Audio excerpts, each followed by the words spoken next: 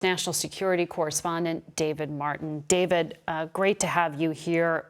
This attack overnight in the West, this is the farthest Russia has gone towards NATO territory.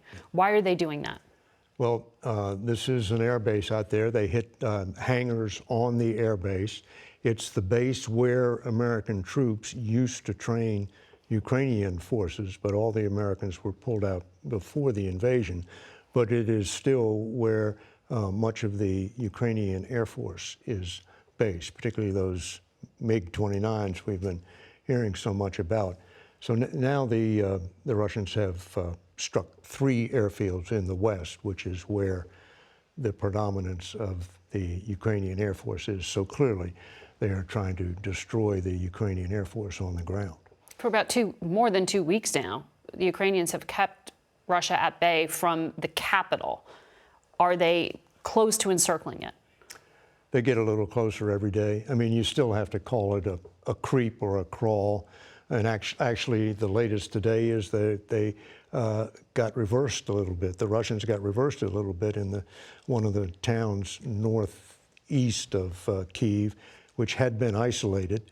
And the Ukrainians were able to reopen a resupply route into that city. So it's grind them out, but you heard what Charlie Daggett has said. You can hear the shelling getting closer and closer.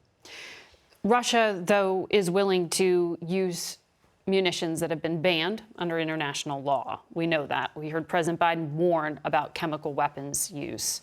Are we seeing movement of those kind of weapons into Ukraine? A Pentagon official I talked to this morning said there is no movement of chemical weapons into Ukraine.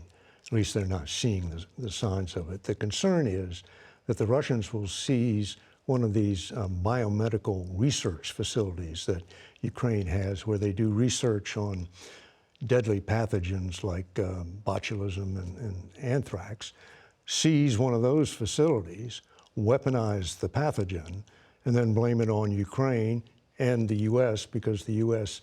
has been providing support for some of the research being done in those facilities. But it appears the Ukrainians have gotten most of those pathogens destroyed. The World Health Organization reportedly had been warning about some of that. What you're describing sounds like increased acts of desperation. But then Russia still has considerable combat power here. They've lost 3 generals, reportedly. I mean, how do we judge what they have left? Well, they still have something like 90% of their combat power that they started in the war with still available. But they're starting to run out of things. They're starting to run out, particularly of precision-guided weapons.